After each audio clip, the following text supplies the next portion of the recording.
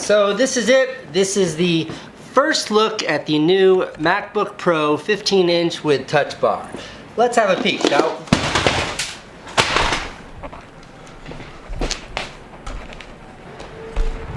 I'm just kidding, that's my old broken computer.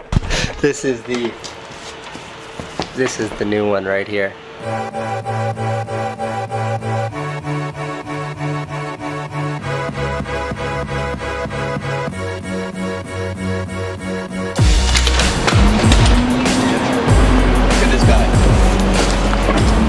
Marlon. Casey, what's up? You got my package, Marlon? I have your package, man. I have your package right here. I'm looking forward to this one. Ah, yeah. Casey, nice that. That's me. Nice. Thank you. It's always a pleasure, man. Oh! Always a pleasure, my brother.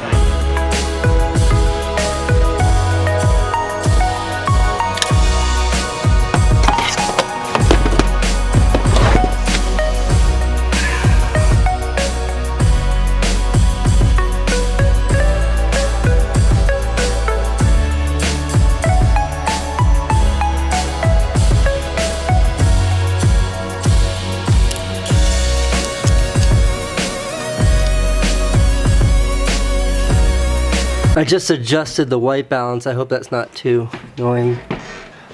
Hey, hi. So this is my review.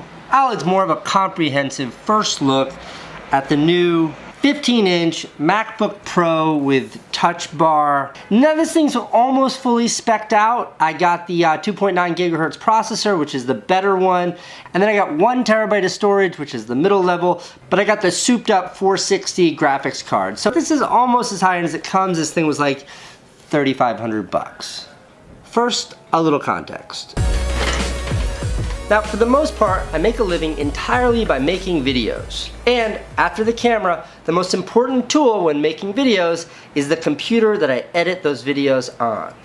Now, this thing right here, this R2-D2 garbage can looking computer right here, this is the most spec'd out, the most expensive computer that Apple makes. This is the Mac Pro with every option selected. This thing costs as much as a used Toyota. It's supposed to be like the world-changing supercomputer, and it's the worst machine I have ever owned. I literally have this thing set up on this amazing monitor right here, everything ready to go, and all I use this computer for is for data management. These are my hard drives here, and I manage all that data on this machine. The computer is really that bad.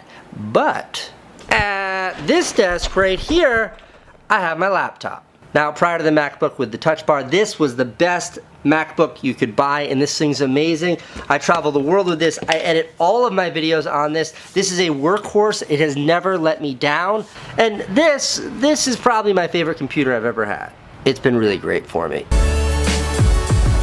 Now, I have only had this for like less than a day, but let me tell you what I like about it right off the bat. First, it's lighter and thinner than that other one. And that's a big deal for me since I skateboard home with it in my backpack every single day. Weight is a big deal.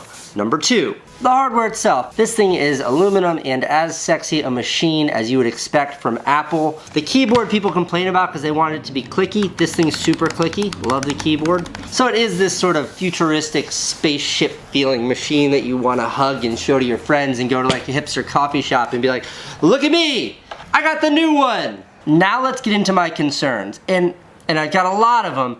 I don't know how founded they are because I haven't really gotten into this thing yet, but I'm not a cynic. Just hear me out.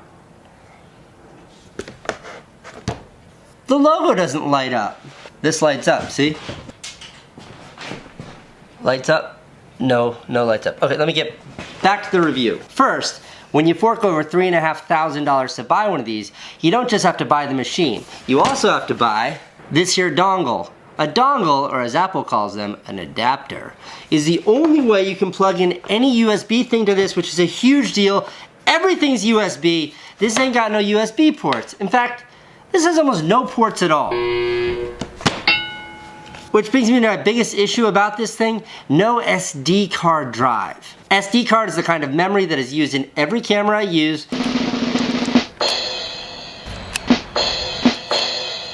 And it's very good on the other computer. Out of the camera, into the computer. because this doesn't have that port, I have to use a dongle. Now, I could use this dongle to this other dongle, but instead I bought this thing because I read on Amazon that it was pretty good. An SD card reader, I have to remember this thing. For additional USB things, I have to remember this. If I want to plug in my external hard drive, I have to use this. So these 3 dongles are now 3 dongles that I'll always have to have with me if I want to use this computer in the way that I used my previous computer with no dongles. I just said the word dongle 5 times. My next big gripe with this. Now, how many of you have ever had your notebook go flying off its work surface when somebody caught your power adapter cord in their foot? Right? Whether it's your pet or your kid or your roommate, well, this is going to end that. That meant no matter how hard your charging cable was yanked on, it would just come right off, no damage, no problem. It was also very easy to plug in because it was magnetic. Now look, Apple, I believe you that this USB 3.0 or whatever this is called is faster and better, but just because this can transfer files better doesn't mean that my 2-year-old daughter is going to trip over my power cable any less.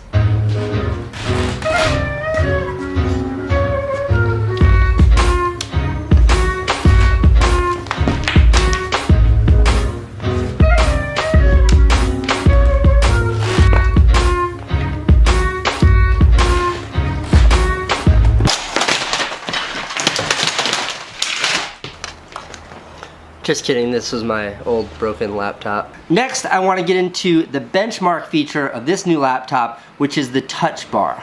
It's basically like a long, thin touchscreen at the top of the keyboard. I don't know how useful it's going to be.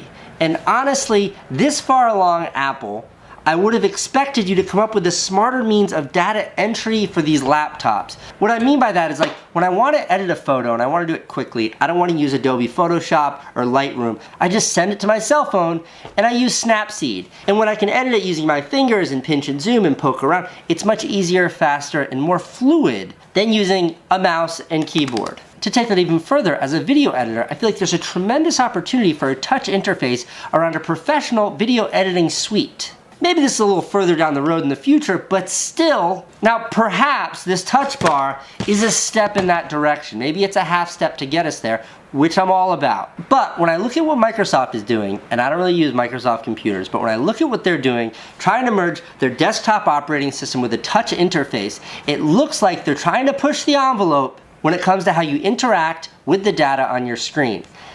Maybe third-party developers will do interesting things with it, but for now, it's more like a dynamic set of function keys than it is another way to like truly interact with your machine. So that's it. Those are my thoughts.